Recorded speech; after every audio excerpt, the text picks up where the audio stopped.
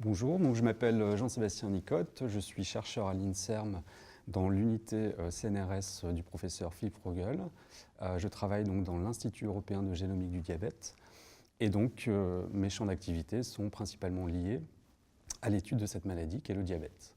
Donc le diabète, pour faire simple, c'est une maladie qui touche environ 400 millions de personnes dans le monde, avec une prévalence dans le nord de la France qui est de 6%, donc c'est l'une des régions qui est le plus touchée par le diabète, et qui se caractérise par une hyperglycémie chronique, donc qui va avoir cette hyperglycémie, donc une augmentation du taux de sucre dans le sang, va avoir une importance et une implication sur le développement de maladies, notamment secondaires, et donc avec un certain nombre de problèmes qui vont être de santé, évidemment, au public. Donc nous, ce qu'on regarde exactement dans le laboratoire, c'est des choses assez simples, en fait assez compliquées.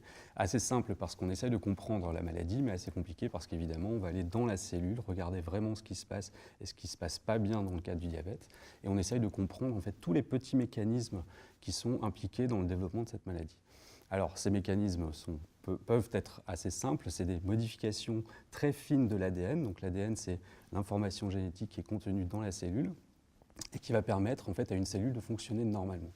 Ce qu'on sait, c'est que dans le diabète, un certain nombre de cellules qui produisent l'insuline est une hormone qui va faire diminuer le taux de sucre dans le sang, ces cellules qui produisent l'insuline sont dysfonctionnelles, elles ne marchent pas bien. Et ce qui se passe, c'est qu'on a globalement observé qu'un certain nombre de gènes sur l'ADN étaient modifiés. Le programme de l'ICIT va contribuer à comprendre comment ça marche. En tout cas, on s'est aperçu que non seulement les gènes, mais également l'ARN.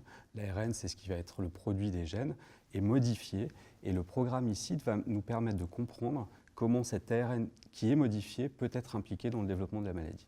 Ce projet ICIT, évidemment, est fondamental parce que ça va nous permettre, avec de l'argent, évidemment, de bien comprendre comment ça marche, les mécanismes.